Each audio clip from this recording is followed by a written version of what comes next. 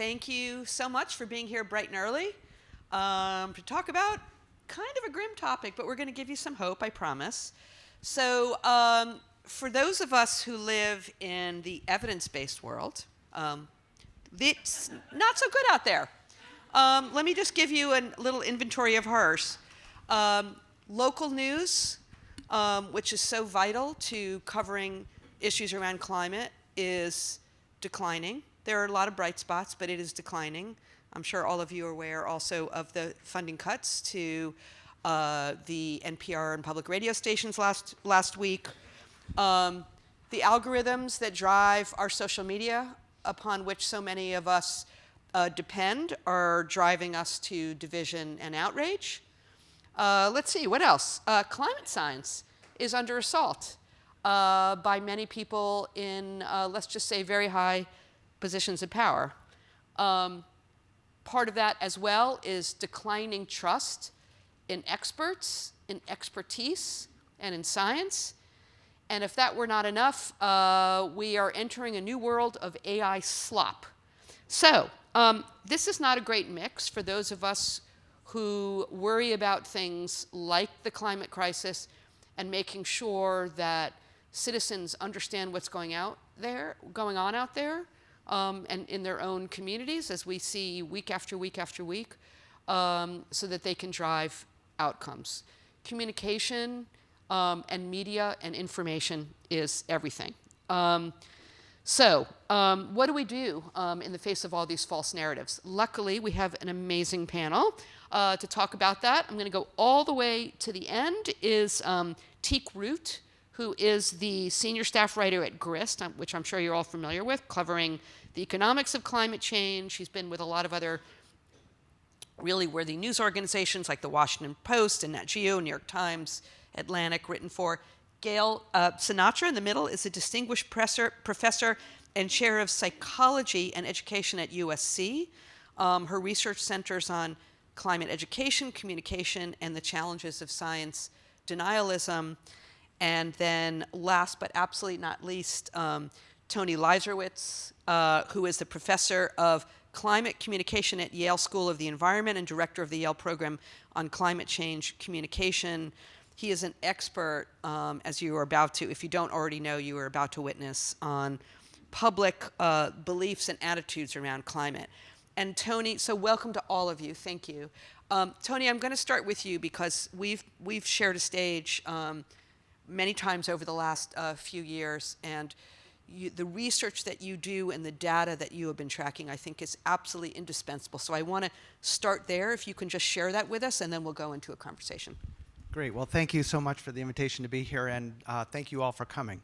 Obviously, hugely important topic, and becoming only more so with, frankly, every passing hour. Okay, so just to give a little background, we, with our colleagues at George Mason University, have been doing a project we call Climate Change in the American Mind for the past nearly 20 years, where we do 2 nationally representative surveys every year, every spring, every fall, every spring, every fall since 2008. I'm just going to give you a couple tidbits from that body of work that relate to trust. Okay, so that we've got 2 fundamental issues here, is mis and disinformation, and we're going to get into a lot of that. But underlying all of that, of course, is this question of trust. How are Americans trusting this particular issue? And Vivian's exactly right. I mean, a lot of the data shows that we're seeing whole-scale loss of trust across a whole variety of institutions, higher education, the media, political leaders, business, et cetera. That's pretty much, and it's not even just the United States, it's global. But I want to share with you at least a few results of this work, because climate change in some ways is similar, but also different and a little more nuanced when you start to look beneath the hood. So first, I'm going to just stand up here. I know there's a lot on this slide, but this is a study we did just a few years ago, where we asked Americans, in this particular case registered voters, who do you trust as a source of information about global warming? And here, among all registered voters, you see that number 1 is NASA, your own family and friends, climate scientists, your primary care doctor, and then the EPA, and then television weather reporters. So, with the exception perhaps of family and friends, experts. Because people know they don't know that much about this issue, And yes, I know there's all this discussion, we live in a post-truth society and so on. That's overblown. Okay, that's really overblown. Most people are still in this position. If you got a heart problem, you're going to go to the cardiologist. Your car breaks down, you're going to go to the auto mechanic. Okay? And so they know they don't know a lot of the details about climate science and climate issues, so they do, in fact, still trust the experts predominantly, but that who you trust changes as you start to look at political party. So again, among liberal Democrats and moderate conservative Democrats, climate scientists right at the top of the list. Environmental organizations, EPA, NASA, teachers, television weather reporters, all right there, okay? The expert or evidence-based worldview. But among liberal moderate Republicans, and remember that's a third of the Republican Party, NASA's number one, family and friends number two, your care doctor, climate scientist number four, EPA number five. We haven't lost at least that particular group. And then when you look over at conservative Republicans, again, about 2/3 of the party, family and friends first. Your primary care doctor, which suggests that there's real potential in engaging this particular community as communicators. NASA, the Fox News channel, and that's just an interesting one to compare. Across all America, it's 20th, it's 4th for conservative Republicans, okay? All right, so to take this another step, I decided to plot our data. We've asked these questions several times over the years, dating back to 2012. And there's a really big and important story hidden below the surface when you start to look at how these have changed over time. So among Republicans, strong distrust, the people who strongly distrust climate scientists, has actually increased. It's nearly doubled, from 11% back in 2012 to 21% in 2022. Okay? But look what's happened among Democrats. Strong trust has soared 30 percentage points among Democrats. So the issue has become more politically polarized in terms of who trusts the experts in this case. Okay? So it's just to say, yes, overall, you see these bigger patterns of loss in institutional trust. But when it comes to the issue of climate change, you actually see a divergence. And in fact, in particular, the major change has been among Democrats, not Republicans. And just another way of looking at this, we just released this a couple months ago, when we now narrow in on who do you trust to provide you with information about the health consequences of climate change. And again, that's something we're finding again and again, is helping people connect the dots between this abstraction, climate change, and the impacts on our own health is one of the most powerful ways to communicate across party lines. We see that, and we've only asked this once, but first responders are very trusted on this issue. But overall, here is 2014 in yellow, here is 2024 in green, and you can see the pattern across all of it. Trust has actually gone up on all these communicators at the national level. Okay? But back to the important underlying phenomenon, that's, of course, our underlying politics. So again, you see that there's a very large difference between Republicans and Democrats across the board. The yellow is essentially the average American. So, you know, when it comes to, say, the EPA, Republicans generally are not as trustful as are Democrats. Oh, there we are. However, note there are actually a couple up here, first responders and doctors, that everybody, at least still, trusts. So all of this is just the underlying background to then ultimately the conversation we're going to have about fighting disinformation. Okay? There are organized actors that are quite literally trying to hijack our systems to block and forestall action as well as to roll it back. And that's a much bigger, very real-world problem, but that's all happening against this deeper changes in trust. Thank you. That's so interesting. I'm doing a very dangerous move, which is extrapolating from your data. But one thing that I notice, I just want to ask you a follow-up, is if you look at the most trusted, it is when it's first responders and your primary care physicians. Those have something in common, which is they are people in your community.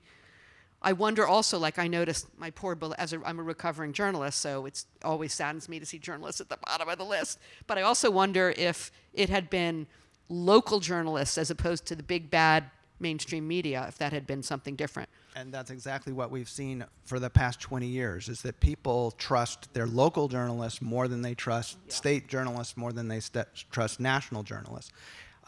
Remember, a lot of this is happening at the level of caricature and cardboard cutouts. And so words like CNN or the liberal media become these easy targets for people to stigmatize and to basically try to turn people against. But when you actually start to dig into, do you actually trust this reporter? Do you actually trust this story? Do you learn something? Like when you get exposed to it, do you change your view? We find basically, yes, people do.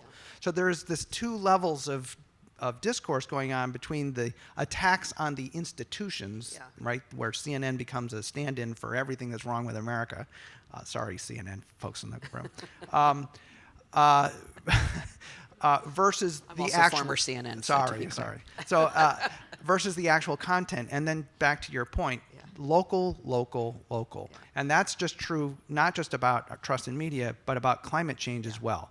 How do we make climate change visceral, visible, connecting to people's lived experience? Yeah, great, thank you. So Gail, I want to turn to you. So in your book and in your teaching, your primary focus is the reasons people resist science, which is a proxy for basically, as far as I'm concerned, expertise. So just talk a little bit about it. What are some of the main reasons for that? Well, there's a lot of reasons, and Tony's touched on a lot of them.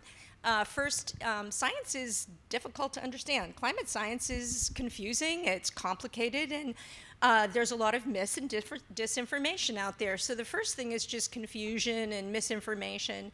But some of the other issues really are things you've heard about, like motivated reasoning. That's a big one. That's when we reason towards a desired conclusion rather than an accurate one. So there's some psychological things that we do that lead us astray. But really, one of the big ones, and Tony's really been describing that, is identity. So who's your identity group? Who's your in-group? Who do you trust? And as you saw in Tony's data, family and friends are really high on everybody's list. And if your family and friends are a bunch of climate scientists, you're all set. But if they aren't, they might be sharing some mis and disinformation. And following Tony and his team's work over the years, the good news is that the number of flat-out science deniers has gone down, and the number of climate deniers has gone down. However, there's still a lot of folks who are doubters and resistors. And these factors of identity and trust and falling for mis and disinformation come into play quite a bit. And then another one that's really important that has come up across the last 2 days is emotions. You know, people have some strong emotions about climate change, either because they accept it and they're fearful and anxious, or because they think it's a hoax and they're angry and upset. So emotions come into play as well. Those are some of the reasons that we talk about in our book. But we are, or at least to my, this is not scientific data, but I feel like we're seeing more and more climate-generated negative weather-related events out in the world. I won't list them all. You experienced one of them quite personally, which I'm so sorry. I know you lost your home in the fires in the LA area. But as more and more people are directly experiencing these weather events, flooding and particularly tragically lately, how does those direct experience, how do those butt up with a denial for those who do denial or resist climate experience? How do those two things coincide or not? Well, you would think that experiencing these tragic weather events, like I did in my community where I lost my home, would sort of wake people up. And that's not necessarily the case. So it's really, people aren't necessarily yet, and I think Tony's got some data on this he might be able to speak to, connecting extreme weather events with climate change as closely as they should be. So in the Eaton Canyon fire in Altadena, California, where I used to live, Santa Ana winds are common, and we have them every year, and they're usually about 40, 50 mile an hour winds, and we were all prepared for that. And the winds hit 90 miles an hour, which made it virtually impossible for them to fight this fire. So people aren't really making that connection. Like, people ask me, well, did climate change, cause the fire? It's like, no, they didn't cause the fire. They made the fire much more difficult to fight. And we saw this in Texas with flooding, and we're seeing examples of this all over. So people haven't yet made that connection as closely as they need to. Can I make just Please. quick 2 points? So first of all, so sorry. So one is that people are not like Pavlov's dog. Okay, you don't just experience a flood or a heat wave or a wildfire, and most people do not just automatically on their own intuit that this is climate change. People in this room probably do, but you're abnormal. Congratulations. Yeah, congratulations. I mean, we do that. That is not what most people do, which is why it's so important that these events are interpreted for people, that there is expertise, in particular scientists who are now have developed what's called attribution science, where they can do real time in the moment. Actually, Climate Central is in the house. They can do this real time attribution, which now allows the media to finally connect the words climate change to an extreme weather story like the fires or the floods and so on and so forth. That's changing the discourse, but people need that interpretation. The second, though, is back to the fires.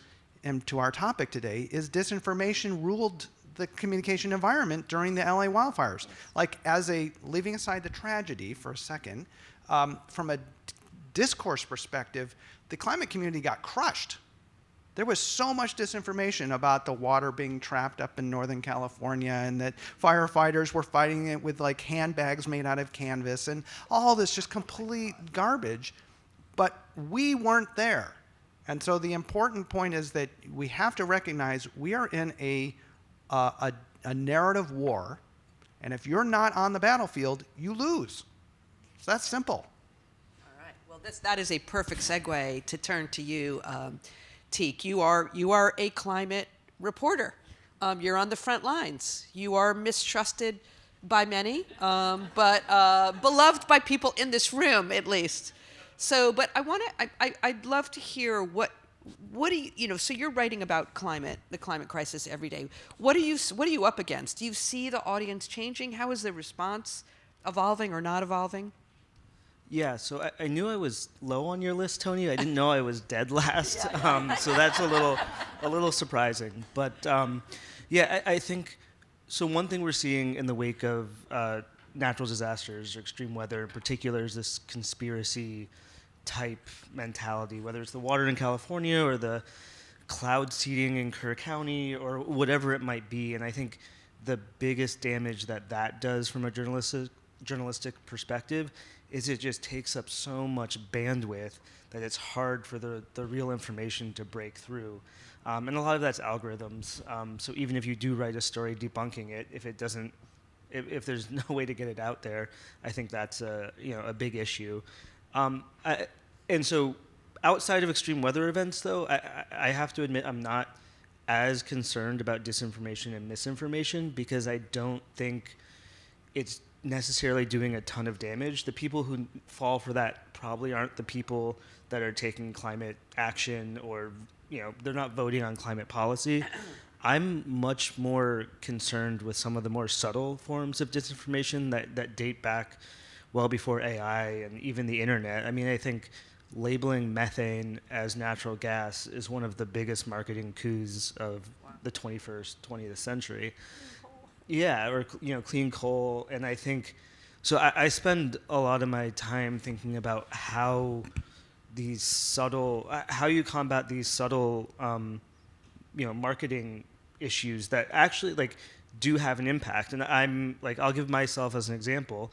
I lived in DC before. I now live in Vermont, but when we moved into our home in 2017, 2018, the heater was gone and the hot water heater was gone.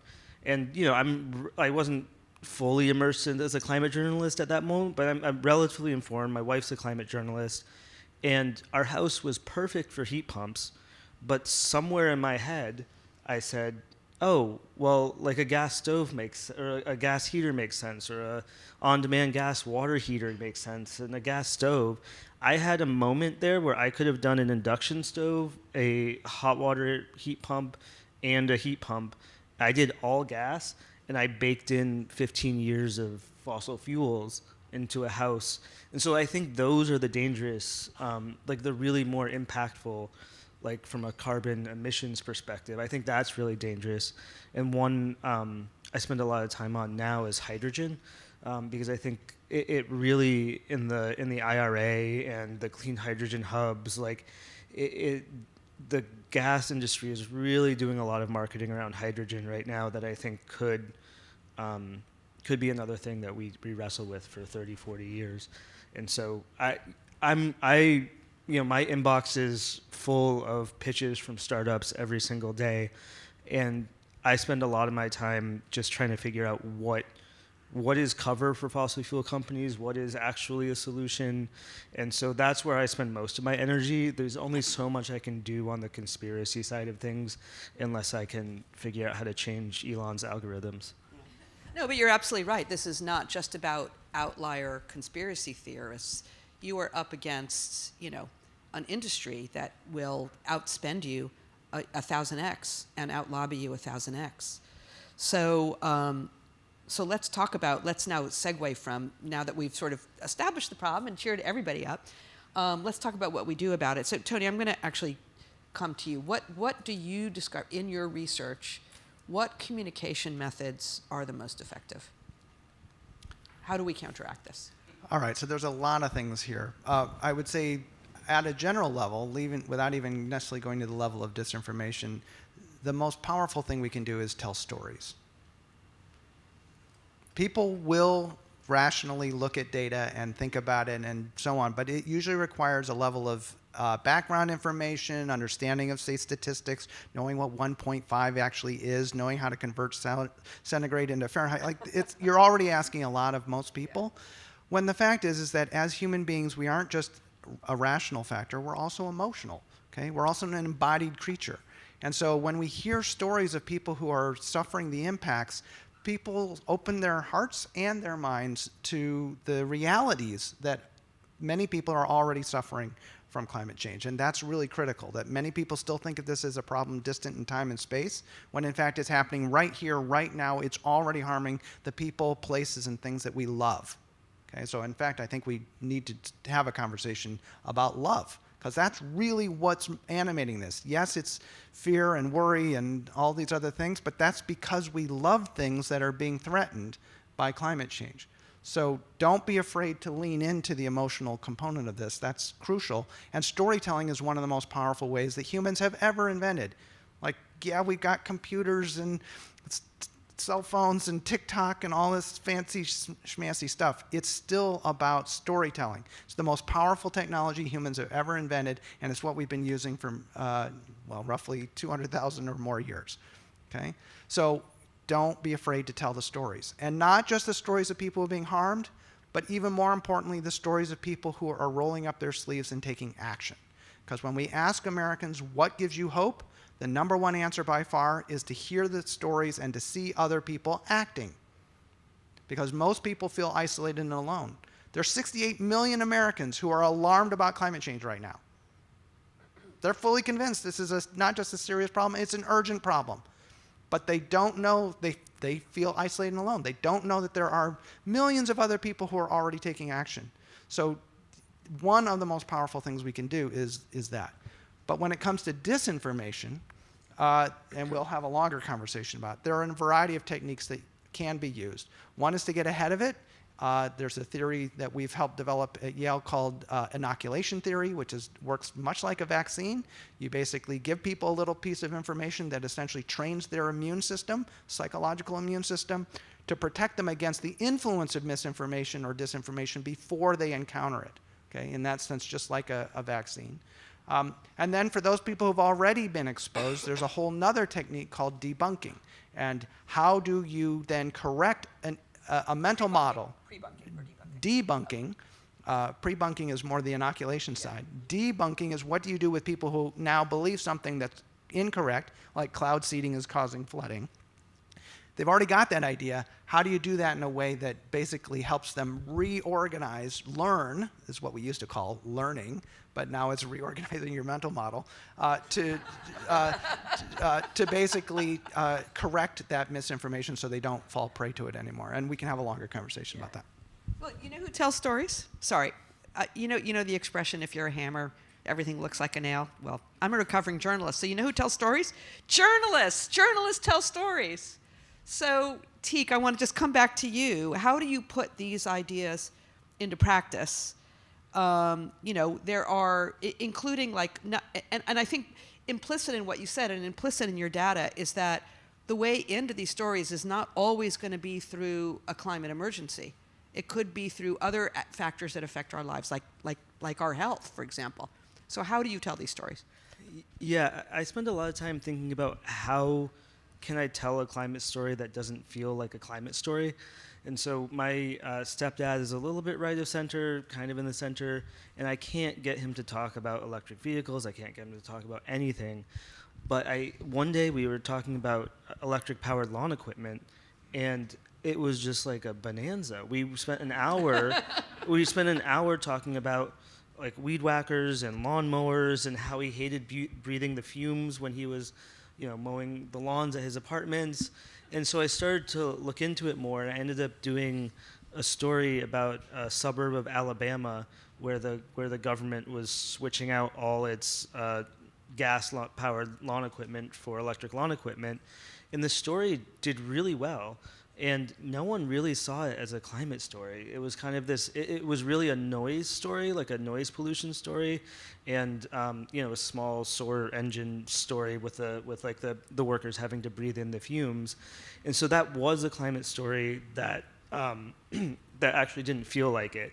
And so I think that is why people, especially in Alabama, were able to engage with it in a way that that didn't turn them off, at least in the first sentence. So I found that health is a big one that really everyone can connect with, regardless of your political ideologies. Another one is actually sports. I found that sports is a really powerful way to talk about these issues to people who might not otherwise think about them. I was at the panel yesterday about it, and the Cubs, right? A Cubs stadium or a White Sox stadium is probably one of the more politically diverse places in America. And so getting messaging around that, I found, there's a soccer team in Vermont that their mission is climate justice.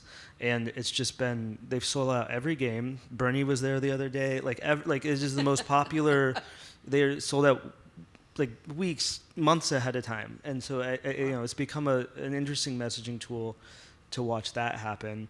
And then just going back to extreme weather really quickly, I think I try to make people understand that what is happening or whatever the event might be isn't an exception, but rather a preview.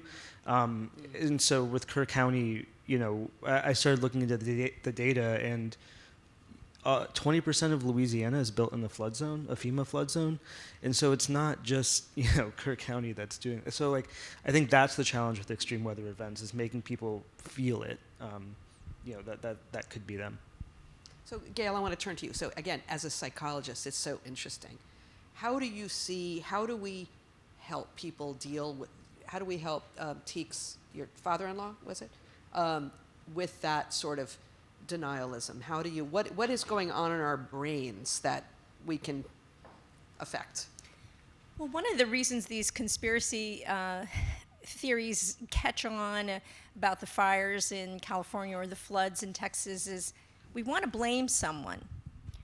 And the person we need to blame is ourselves. We caused this. We humans caused this climate crisis, and that's uncomfortable. And we don't really want to blame ourselves. And so I think we're looking for other people to blame. So I think we have to let people off the hook and say, look, this has happened, but now instead of trying to blame people, let's work on solutions. And, just like Tick's father, things like pollution, you can talk about pollution.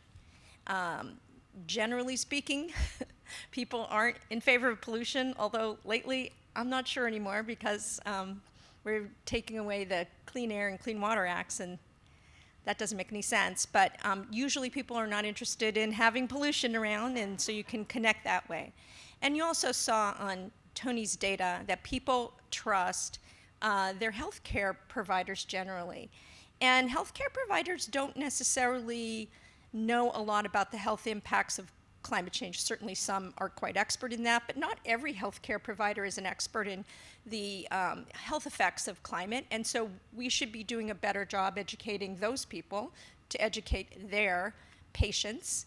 And another one that you saw is weather. The people watch the weather. Everybody watches their local weather.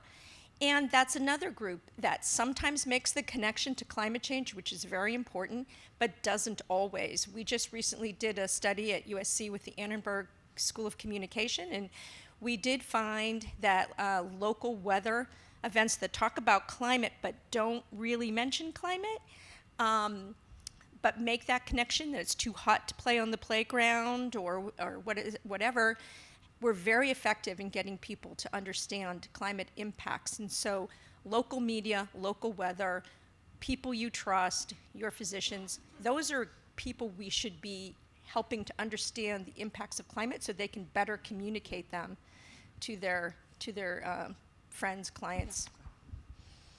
So I want to pick up on something you said earlier, because it's true on one level, and that is we cause climate change. Yes, it's true. As humans, we've caused climate change. But back to the point of this conversation, there's a particular set of humans known as the fossil fuel industry that has been the primary promoter of disinformation for very simple, clear, profit-making reasons. They have been incredibly effective. They have poured billions of dollars into communicating their messages to undermine Americans and the world's belief in the fundamentals of climate science itself. So we still see in our data that there are millions of Americans who don't accept yet that climate change is even happening. Only 60% of Americans understand that it's human-caused. Okay? Most Americans aren't that worried about it. Or because they've been able to hijack our politics, you can see the partisan divide where many Republicans are more on the dismissive side of the fence. And it's just to say that is not an accident. That is so engineered. Like I will say, as someone who's worked in this space for 30 years, I'm morally repulsed by what they have done. But as a communication scientist, I'm in awe. Yeah. But I actually had one question about that, Tony. Like, I was surprised that oil and gas companies were at the bottom of the trusted list all the way through moderates. Absolutely. And only went up slightly with the conservative Republicans. Like, what do you make of oil and gas companies not actually being trusted? That's the other thing that we are absolutely sitting on. We don't have to convince people that fossil fuel companies are bad actors. Like, nobody loves the fossil fuel industry, okay? Because you pay their prices all the time, okay? So, like, and yet, they have, because they invest in communication, that is the fundamental difference between the communities. They have invested billions of dollars. We have invested almost nothing by comparison. Yeah. And like I said earlier, if you're in a narrative war and you're not on the battlefield, you lose. Okay? It's really not more complicated than that. So it's just to say that, yes, all these things, they're hijacking our psychology, they're hijacking our politics. They have built this incredible, I'll just call it what it is, a propaganda machine. But they're able to do it because they have invested in it. Well, go ahead. Well, you know, Naomi Oreskes wrote a great book about this, and Eric Conway, called Manufactured Doubt, right? So how is it that you know, what Tony's saying is absolutely true. For 40 years, this mistrust in institutions, mistrust in climate scientists has been fomented. You know, when people mistrust these institutions, it's not a coincidence. It's been fomented by bad actors, by people trying to sell us fossil fuels, or by politicians who maybe are getting money from fossil fuels. So, you know, when people have this mistrust, we have to remember that it's been fomented. It's not exactly their fault. So, you know, we're talking about solutions. One of the things that we talk about in our book is, first thing is to listen to people. What are their doubts? What are their concerns? Sometimes it's based on misinformation, which you can gently correct. I'll give you a non-climate change example. During COVID, my niece, who's a young woman, wanted to have children. She said, I'm not going to get vaccinated because I heard that the vaccine causes infertility. And rather than saying, oh, that's silly, or no, you're wrong, I said, wow, that's a big concern. I know you want to have a family. Why don't you talk to your doctor and find out, is that true or not? Someone she trusted, right? So she did go to her doctor. Doctor told her it wasn't true. She got vaccinated. And this has a really happy ending because she went back to her Facebook friend who told her that this vaccines cause infertility and convinced her to get vaccinated. So sometimes it's just listening to what people's concerns are and then getting them addressed by somebody they care about. Sometimes it's debunking misinformation. But listening is one of the things that we need to do better, because we do see a lot of people just dismissing the skeptics, the doubters, and the deniers, and some of them can be reached. I think one of the conundrums that has developed is that some of the biggest falsehoods that the fossil fuel industry has perpetrated are also the things that people glom onto for hope, like recycling, for example. Like, recycling was entirely a plastic industry invention to shift responsibility for waste onto individuals and make them psychologically feel that issue. But now, like, people feel really, like, passionate about recycling, right? So, like, I struggle sometimes, like, telling people, like, how do you feel hope, but also tell them, like, there's no way we're going to recycle our way out of climate change. Yeah. And so it's sometimes a fine line. To be clear, there's nothing wrong with recycling, but it's not going to solve the problem. Right, and there is things wrong with recycling in that it gives cover for companies developing like EPR, type programs. But yeah. A quick poll of the room. How often does anybody feel guilt about recycling? Yeah. Look how they've been incredibly successful. Yeah. Speaking of emotions, it's your fault. All right. Well, we want to go to questions, and there's some mics floating around. Okay. I was gonna. While you were all thinking about it, I was gonna throw another question, but there's so many hands went up. I will just go straight to the questions. I saw your hand fly up. If you feel comfortable doing so, please say your name and your affiliation, and also a reminder, this is questions. Right. Questions. My name is Marshall Brown. I'm a founder of the Long Island Conservancy. And I just wanted to offer this as a possible reframing. First responders and doctors, we trust them because we trust them with our lives. It's not because they're local necessarily. So what do you think of going from climate change to climate collapse? Because there you can start to tell stories. Climate change is a term that the fossil fuel industry loves because there's no narrative to it. Let's bring the fight to them. Well, I'd like to jump in on that because we just did a study on climate terminology, and we tested climate change, global warming, climate crisis, climate emergency, and climate justice. And surprisingly, the best terms were climate change and global warming. Best in terms of people's understanding and willingness to take action. The worst was climate justice. And I think that's because people aren't sure what that means, like justice for the climate. Like, what people aren't exactly sure what climate justice is. And justice, like equity, somehow has become a loaded term. And so climate justice wasn't great. But we thought, climate crisis and climate emergency would elevate concern, and it did not. Go ahead. Well, I was just going to quickly say, most people have no idea what climate justice is. We see that very clearly in our data. In fact, when we ask people what do you think it means, they think, oh, it's about lawsuits maybe, justice, right? So that's not what we mean. But yet we in our community use these terms, which are insider terms, expecting the rest of the world thinks the way we do.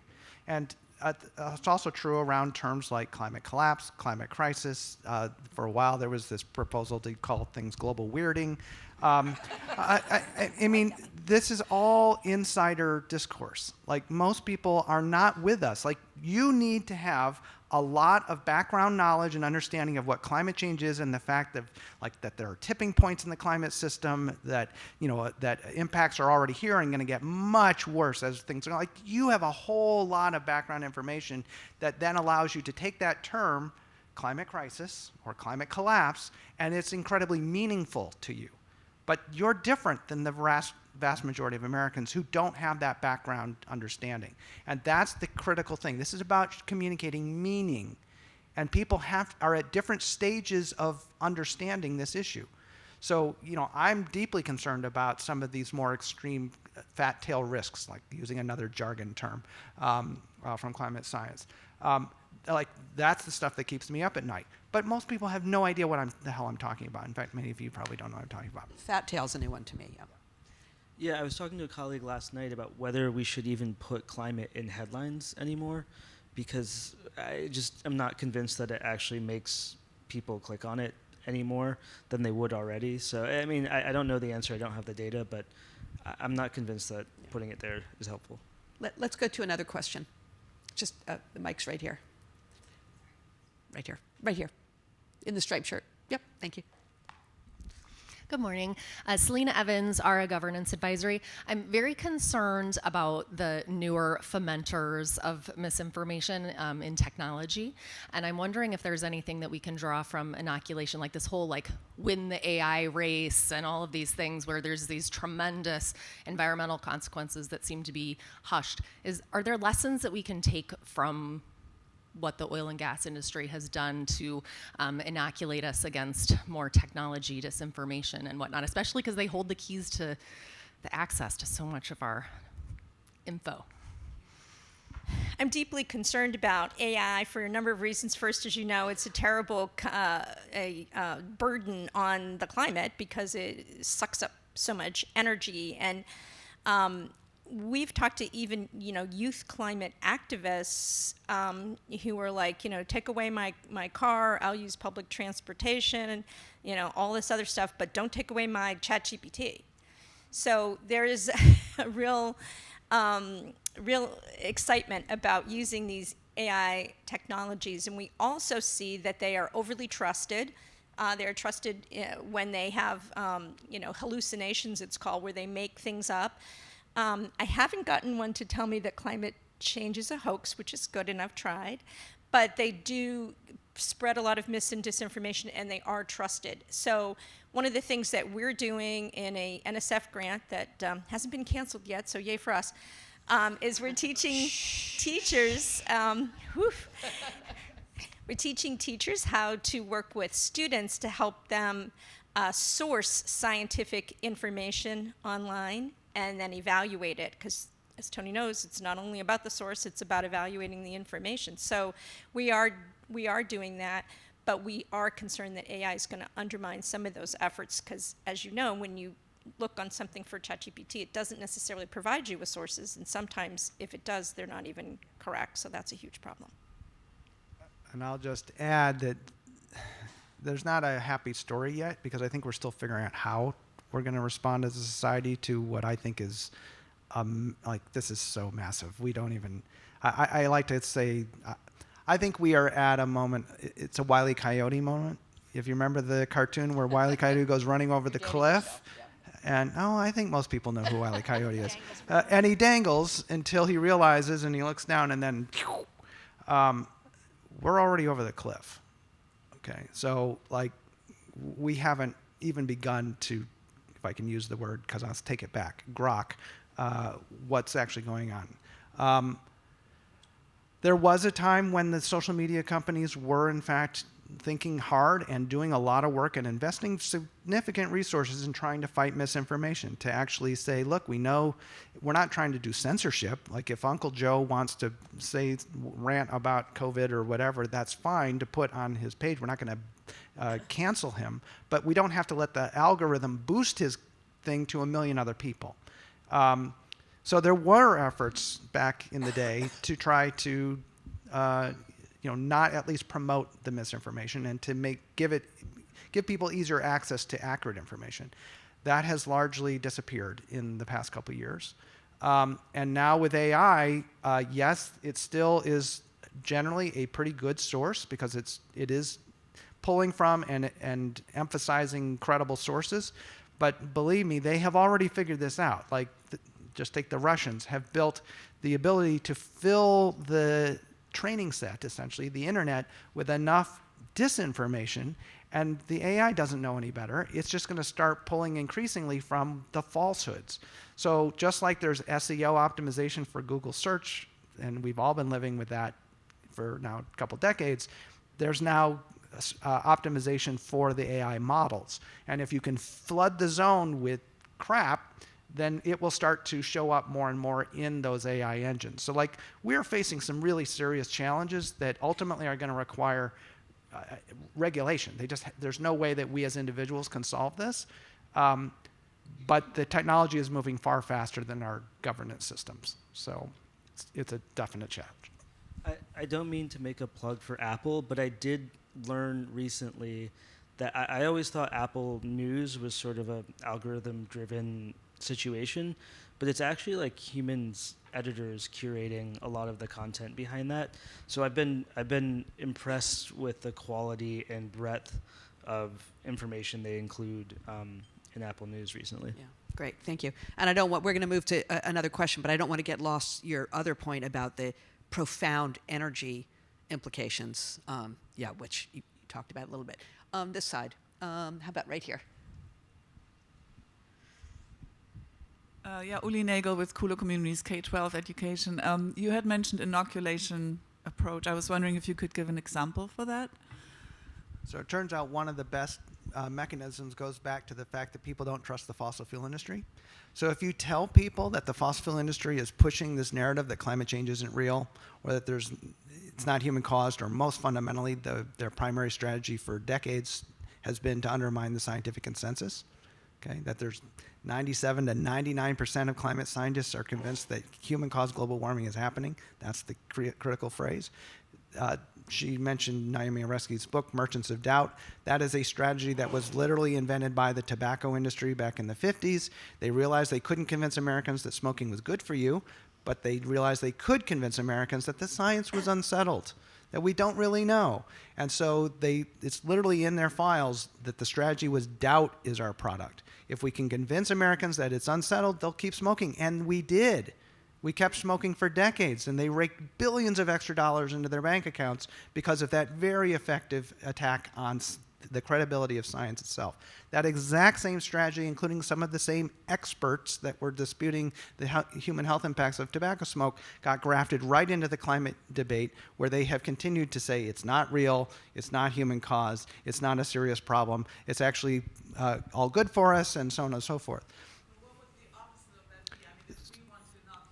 So one of the most powerful inoculation messages is to tell people that there are politically or profit-motivated actors who are going to tell you that there is no scientific consensus. It's not true. Okay? So when you give people just that little piece of information, when they then in the wild encounter this claim that scientists are still arguing about whether climate change is even real, they're now pre-prepared, pre-bunking, they're pre-prepared to say, oh, wait a second, that's not true. But I also want to advocate for refutations, which is a debunking technique that journalists can use. We just published a meta-analysis on this showing the efficacy, but you have to do it in a certain way. Of course, nobody likes to just be told they're wrong. So what we do instead is we say, some people think, not you, but some people think that there isn't a consensus on human-caused climate change. However, that is not the case. And then the key part to this refutation technique is then you explain the actual science. So the pre-bunking inoculation is a great strategy if they haven't yet heard the misinformation. But if they already believe the misinformation, you can try debunking strategies like refutations. But it's important not to say you're wrong, and it's important to provide the accurate information with a clear, understandable explanation of the scientific facts. And if I can just jump on that for a second, is to say there is a particular technique rooted in kind of constructivist knowledge, but it's called a truth sandwich. So you start with the truth, then you debunk the false information, and then you end with the truth again. So the first thing they hear is the truth, the last thing they hear is the truth, and in between is the correction. So that will improve your odds of actually having success. Great. Let's go to a question, one more question on this side, just right here. Yeah. Hi, Astor Hassel. I work at the Field Museum here in Chicago, so we're a public museum. We talk to the public a lot, and I'm wondering, is it the idea of human-caused climate change, or is it the effects that we should be communicating? This idea that the effects are here, the effects are impacting us, the adaptation, or should we still be focusing on the human-caused issue? So we've done a lot of work with science museums across the country. I would actually, first of all, this is a question that data can help answer. Who is your audience? So for example, we have developed this framework called Global Warming 6 Americas, where we can identify 6 distinct audiences within the United States. They range from the alarmed at one end to the dismissive at the other, with the concerned, the cautious, the disengaged, and the doubtful as in between. They're each very different audiences. They're starting from a very different starting place, and you want to make sure that as an institution, you are meeting your audience, the people who are actually showing up in your building where they are. So first, I would encourage you to do that basic kind of research. We actually have a 4-question little Quizlet that many museums are actually implementing to better understand their audience. What I have seen, however, and we've heard from many, many museums who are in much more red conservative areas than your museum, is that actually most of the people who are coming through the door are already alarmed or concerned about climate change. So what they actually want is information about the solutions. Yes, you can remind them about the impacts. Yes, you can remind them about the science, but what they're really looking for are solutions. And so that has really changed the way a lot of the museums we've worked with structure their exhibits. Okay? So don't think that you have to basically give people climate change science 101 if they've already basically accepted that. Yeah, and I'd like to just double down on the efficacy of museums for teaching children about climate science and science in general. As you know, or you probably know, teachers aren't doing a lot of teaching of climate change and what it is. And so what we see, and I've worked with the La Brea Tar Pits Museum in Los Angeles, is that millions of children, as you know, come through school visits, and that is where they're first encountering some of this scientific information about climate change. And so I totally agree, presenting hopeful messages about what you can do and what actions you can take can really impact kids because they're not getting that necessarily in school. And if I could just very quickly, because I want to underscore how important science museums are, like, and all museums, like millions of people come through, and it's often as families. So you're getting communications between kids and their parents. And the other just fabulous thing about them is that you have the opportunity to communicate in experiential ways, not just simply book knowledge, but to actually give people, and this is where museums can be very creative, give people ways to touch the issue, to interact with the issue, to simulate the issue or the solutions and so on. And I would just encourage you to think creatively about how can we engage the full human being, not just this. Part of the storytelling again, Teak. No, I just wanted to make a plug for meeting people where they're at with solutions, because I find that all the time is people are kind of lazy and they want to know what to do. And so one of the examples that I found recently that I think has probably been really effective is the First Street Foundation partnered with Redfin, the real estate company, to add a whole slew of simple climate risk metrics to all climate listings. And I thought that was a brilliant way of sort of meeting someone where they're at with a very simple, it's like a number. It's like a 1 out of 10 number about like when you're buying a house, like what's your flood risk, wind risk, or fire risk. So I thought it was a great example of meeting someone where they're at with simple, digestible, actionable information. Great. Well, I can't believe how quickly this hour went, and we're out of time. Unfortunately, I had so many more questions, but so many great lessons from our panelists. Thank you so much, and thank you to all of you. And the conversation will continue all day. Thank you.